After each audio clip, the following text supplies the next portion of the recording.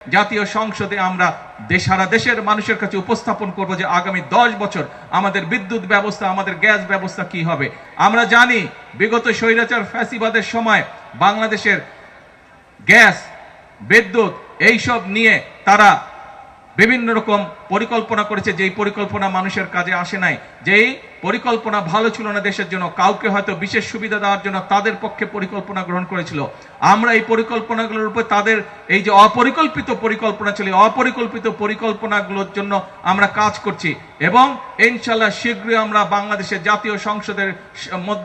জাতীয় সংসদে আমরা সারা দেশের মানুষের কাছে উপস্থাপন করব যে আগামী 10 বছর আমাদের বিদ্যুৎ ব্যবস্থা, আমাদের গ্যাস ব্যবস্থা কি হবে, যাতে করে ব্যবসায়ীরা বিনিয়োগ করতে পারে, ব্যবসায়ীরা যাতে করে আশ্বস্ত হতে পারে এই দেশে বিদ্যুৎ, গ্যাস সবকিছু থাকবে। কিন্তু মানুষকে বিভ্রান্ত করে বিশৃঙ্খলা সৃষ্টির চেষ্টা করছে একটি রাজনৈতিক দল।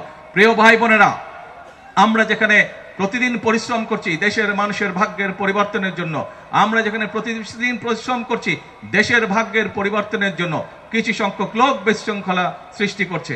আপনারা 12 তারিখের নির্বাচনে বিএনপিকে সমর্থন দিয়েছিলেন, কারণ বাংলাদেশের অধিকাংশ মানুষ বিএনপিকে সমর্থন দিয়েছিল, কারণ বাংলাদেশের মানুষ জানে এই দেশে যদি মানুষের ভাগ্যের উন্নয়নের জন্য কেউ রাজনীতি করে থাকে সেটি একমাত্র শহীদ জিয়ার দল বাংলাদেশ জাতীয়তাবাদী দল রাজনীতি করেছে।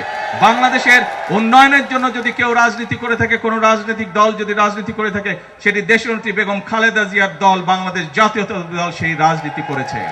এখানে বহু মুরব্বী উপস্থিত আছেন, মুরব্বীদেরকে যদি জিজ্ঞেস করা হয় তাহলে দেখা যাবে শহীদ জিয়ার সময় এবং দেশনেত্রী খালেদা জিয়া যখন দেশ পরিচালনার দায়িত্বে ছিলেন তখন দেশে শিক্ষার ব্যবস্থা কিভাবে ধীরে ধীরে উন্নত হয়েছিল, দেশে যোগাযোগ ব্যবস্থা কিভাবে উন্নত হয়েছিল, দেশে ব্যবসা বাণিজ্য, মিল কারখানা কিভাবে গড়ে উঠেছিল।